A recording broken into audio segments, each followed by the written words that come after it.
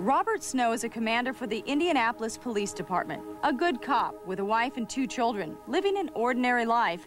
But back in 1992, that life took a strange turn.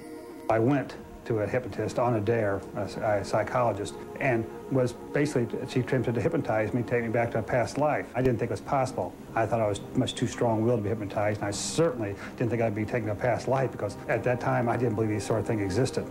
But once I became hypnotized, it was very strange because it was so extraordinarily vivid. It was as if I was really there. I found myself in a studio, and I was painting a portrait. But it was unusual because the person I was painting a portrait of was a hunchback. And I remember at the time thinking, well, I know this is silly. Why would a hunchback woman want her portrait painted? This painting, along with visions of a woman's death and images from the early 1900s, haunted Robert. For more than 2 months, he searched the painting out, but came up empty-handed. Then, while vacationing in New Orleans, he walked into a small art gallery and happened upon a painting by an artist named J. Carroll Beckwith. It was the painting he had seen while under hypnosis. I can't hardly explain how I felt. It was almost like running into a glass wall. It stopped me so suddenly, and it's like everything stopped. The eerie similarity was too much for him to accept as pure coincidence. I'm a police officer. We deal with facts. We deal with physical evidence. We deal with things we can show people in court. Here is the evidence. Here is cause and effect. In this case, I had none of that. Using all his detective skills, Robert probed deeper and deeper into the life of Carroll Beckwith. He even obtained a copy of Beckwith's diary. All I kept finding was one confirmation after another. Never did find a single denying fact. Instead, I confirmed almost everything I saw.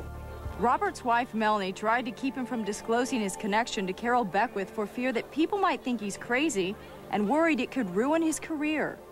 I was very explicit that I thought, people around here would think he was nuts and crazy, and, his career would probably go down the tubes. But Robert was far too obsessed. He needed to prove to himself and to the world that he wasn't crazy. There's no way I could have known these facts.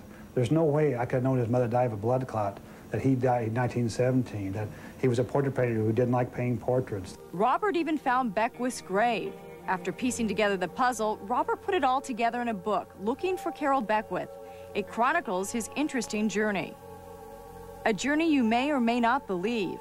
But for Robert Snow, it is complete, and the evidence he put together is conclusive to him, that he was J. Carroll Beckwith. I have no other choice but believe I was Carroll Beckwith. There is no fact I can show that proves that the memories I had were either made up or simply gotten from some other source.